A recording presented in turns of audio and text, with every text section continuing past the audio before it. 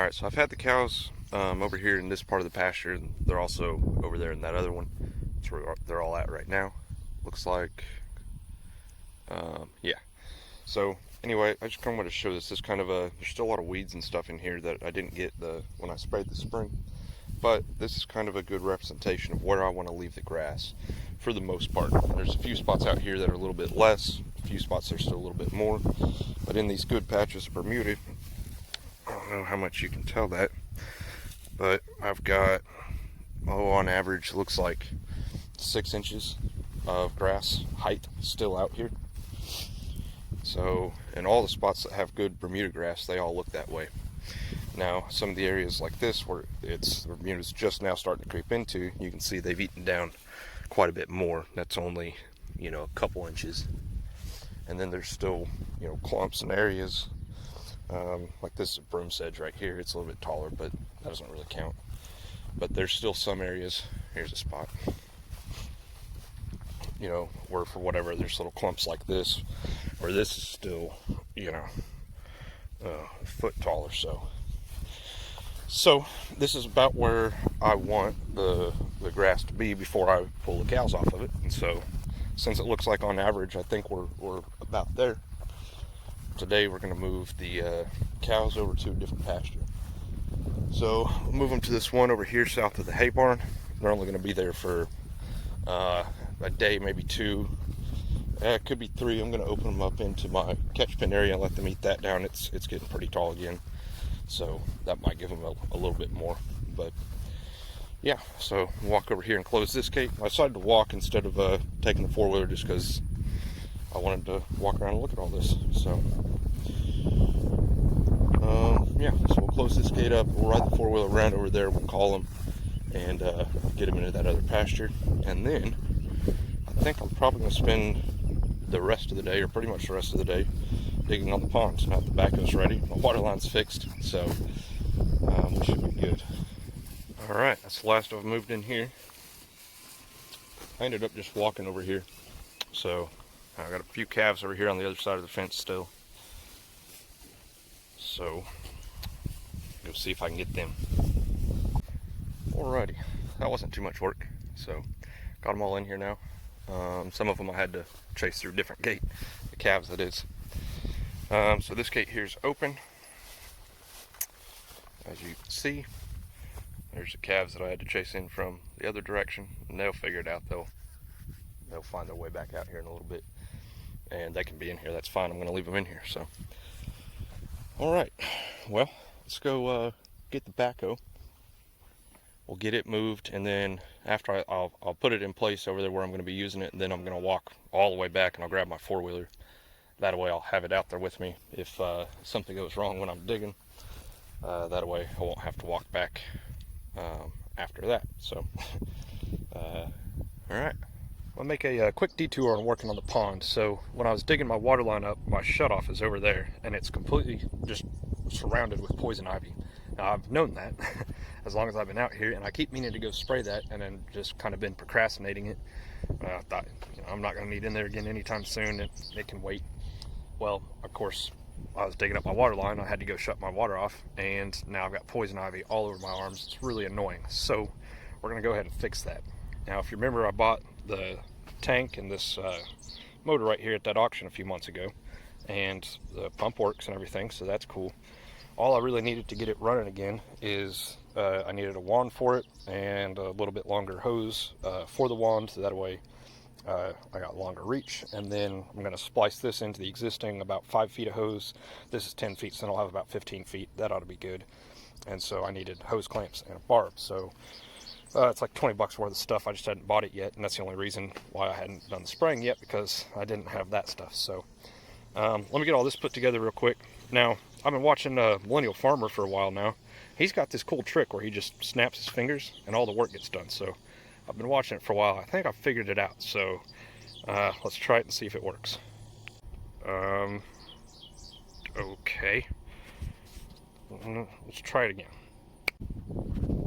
Oh, dang it. Well, let me go find that 4-wheeler. I guess we'll do it the old-fashioned way. Alright. Don't know why I was trying to be lazy with that snap thing. It only took like 5 minutes anyway. We got this all loaded up and ready to go. So what we're going to do is we'll run over and we'll spray this all from the inside of the fence, so I make sure and kind of get the back side of it. Then we'll go out in the road, we'll spray the front side of it. Now I've got way more mixed up than I need, but you can see all the weeds and crap around my camper. I'm going to come spray them afterwards, once I get the poison ivy killed. So we'll spray that, and then we'll move on from there. Anything I have left, we'll just run the tank out, probably in this fence line over here, or maybe I can go spray those vines and stuff like that. So all right, cool, let's get to it. All right, so this is the hose that came with it, and it was old, and as you can see, it pretty much immediately started leaking. So no big deal. I'll cut this off up here, we'll move that down. I did get all the inside of this sprayed real good though, so let me go fix that, and then we'll run out to the other side out here by the road, and we'll get the rest of this sprayed. All right, spraying's all done. Ran into a few problems. My old hose that I had on here that I had spliced onto, it just kept breaking, so I ended up just taking it off and putting the new hose right on there. So I've still got that splice that I had bought, and I think what I'll do is I'll just pick up another 10 foot of this newer hose, and I'll splice that onto the end of it to make it a little bit longer. So only having 10 foot of it kind of got a little bit short. So 15 foot was pretty good. I mean, that was it was exactly what I wanted, what I expected, but I think 20 foot would be a little bit better now that I've used it a little bit. So I had enough to spray all of that all the way over there, spray some stuff on this fence line, spray all around my camper here, and around all my little junk pile over there, and then went down there and spot sprayed some stuff on that fence. Most of it's dying pretty good from when I got it with the tractor, but went ahead and hit it again. So all right, this didn't work to put stuff on the four-wheeler. Maybe it'll work for getting the stuff off the four-wheeler. Hey, success. All right, so we got hydraulic fluid topped off. We're getting ready to run back out there to where the pond is. We're gonna dig on that for the rest of the day, and then we'll be able to pick right back up on that tomorrow morning. So now I'd said that I was gonna have to walk back to get my four-wheeler, but I had an idea. See why that wouldn't work? I'll just take it with me. I don't know, why not? We're gonna try it. So yeah, let's go dig a pond. All right, drop the four-wheeler off over there on that side of the fence. Now we're over here, so we just got to move this big pile of dirt here and this one here, and we're just gonna take them and put them over, I don't know, over here somewhere, like right there. Sure, why not? So let me get that done, and then we're gonna see how deep a hole I can dig from this same spot. We're just gonna dig down into this shale. This is a good sign. It's already holding water. So yeah, once I get all these piles here moved out of my way, we'll just keep digging. We'll see how deep a hole I can dig. So yeah, let's do it. Well, remember this cylinder that I couldn't get apart? I wasn't worried about it because it wasn't leaking. It's leaking. So also, my power steering was low. I spilt a little bit getting it out. I think that's all that is. It is leaking as well, I'm realizing. So that's it down there. I've overfilled it, and it specifically says on there, do not overfill. So I got to figure out how to get some of that back out of there. Oh, yeah, see? Too much. So, figure that out. I might just park this right here for a little bit and see if I can come up with an idea on how to get this cylinder apart. I knew that was going to be a problem. That's why I had the seal kit already bought for it. Typical basket case. All right, I gotta figure out how to get some of that fluid out of there. I don't want to wreck the power steering pump, so let me have a think about that, and I'll get back to you when I have a plan. All right, so I noticed that whenever I turned the wheel, you know, it would drain the fluid down, and then it would slowly build back up over time, which I think makes sense because it's, you know, it's sucking that fluid down to push it into the pistons, but then once it stops moving, everything kind of returns back to stasis.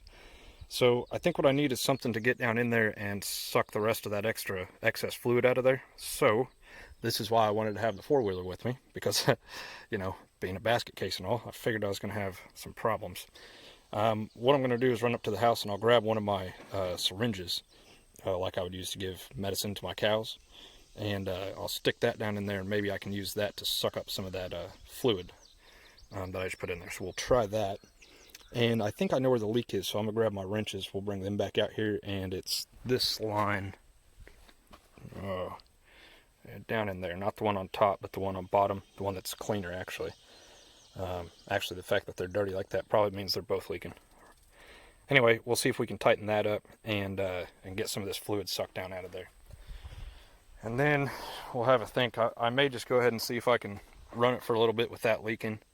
I'm just trying to scoop up these piles. I was doing all right until I realized I ran out of power steering fluid. So hopefully the pump is still okay. Hopefully that didn't damage it running out like that. That's not good for it. So, all right, let me do that, and I'll be back here in just a minute.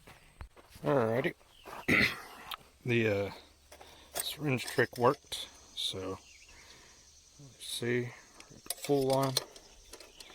So that's good. And then I was able to tighten up both of those lines down there. So hopefully that stops that leak. We'll see. So, all right, I'm gonna go ahead and try to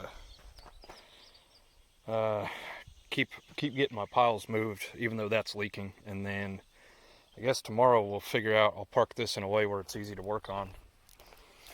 And we'll get back on trying to figure out how to get that cylinder apart. So, not quite sure what I'm going to try. Maybe a big pipe wrench on there. We will see though. Alright, so that was leaking pretty good earlier, and here's my thought. So these usually, they only leak when you're using them. So there's not actually pressure on the cylinder right now. Pressure's on the valve back there, right?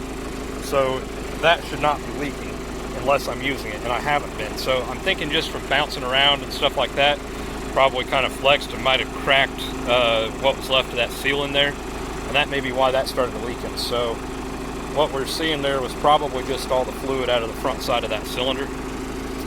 The power steering pump, I can't tell if it's still leaking because I spilled so much oil on it, so we'll just have to give that a little bit of time. But it doesn't appear to be just blown out anywhere. So, alright, back to it. Let me see if I can at least get my piles out of my way. That way, once we get that swing cylinder fixed, I'll be able to get back to work. So, alright, let's do it. So one of the cool things about when you have a backhoe, since I'm going to be working on it out here on that cylinder, I found me a spot that's kind of got trees all around, so that I'll have shade, and then just pushed all the undergrowth up into a pile over here. So I swung this over so that I'll be able to get it out, and yeah, it's leaking like crazy now. So anyway, this took a lot longer than I thought it would. I gotta say, moving my dirt pile over there, and there's still kind of a little bit right here, but I've decided I'm gonna rip all these trees out just to get them out of my way, because I'm gonna need access over here from that side whenever I go to backfill or kind of pad up my clay all along the banks there.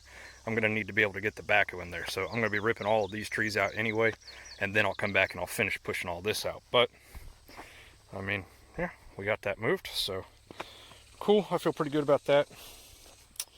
Like I said, it took way longer than I thought it should have. So I figured it'd take, I don't know, maybe an hour or so, but I think I've been at it for about 2 hours.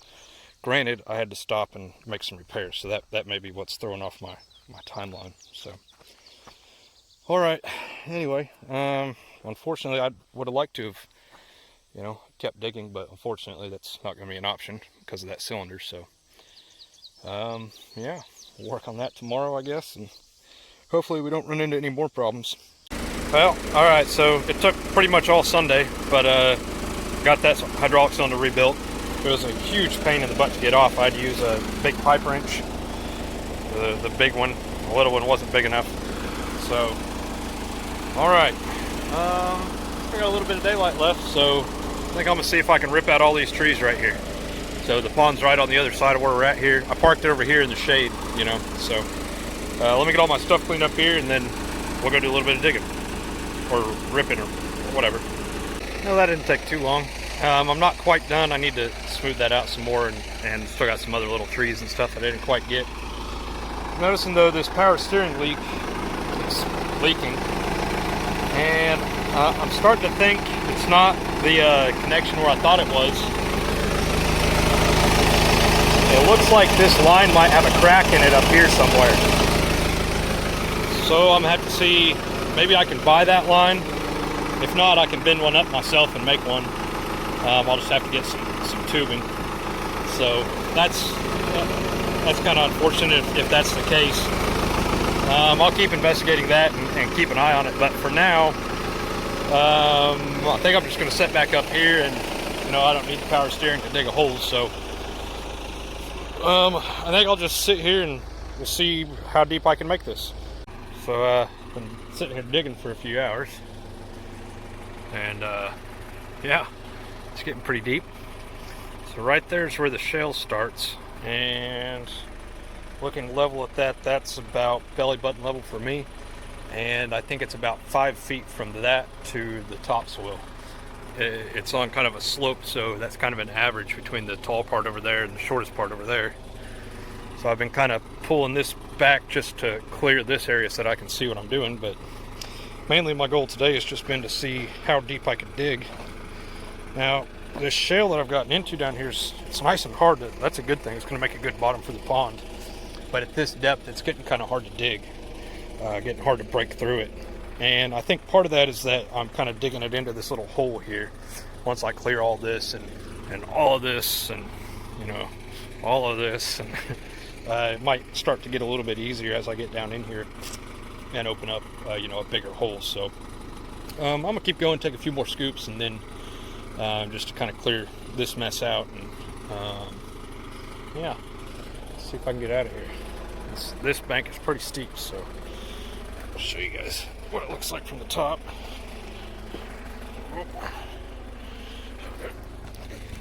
Yeah, dang. It's hard to do with one hand. So I don't know, it doesn't look as impressive on camera, I don't think, but it's a pretty big hole. So anyway, like I said, I'm just going to take a few more scoops out of there. It looks like it's about to get dark on me anyway, and I might try to kind of clean some of this stuff up. So back to having some pretty good dirt piles that are going to need moved. I'll move them out of the way, and then I'll set up kind of over here, and I'll keep working my way this way until I have, basically my goal is to have like a line, right? So this is kind of scalloped here. This will be more, well, that part actually is kind of where the curve is going to be. But this will come out straight right through here to like over here-ish, and then it'll curve back that way. So anyway, progress. I like it. So one thing to note, hydraulics are still leaking. Moved it from over there to over here. So that pump, I'm going to have to do something with it. It's interesting, it's leaking out of this side now. That's just one gallery that it's been leaking into, but it's always only leaked out of the one side, so that's interesting. But anyway, I am going to have to do something with that pump. We're going to have to fix it. So that's leaking, there's just too much. And then my power steering pump, I'm going to have to fix something on it, whatever's causing that to leak. So, alrighty. Well, finish up here and go take a shower. So thanks for watching, everybody, and we'll see you guys next time.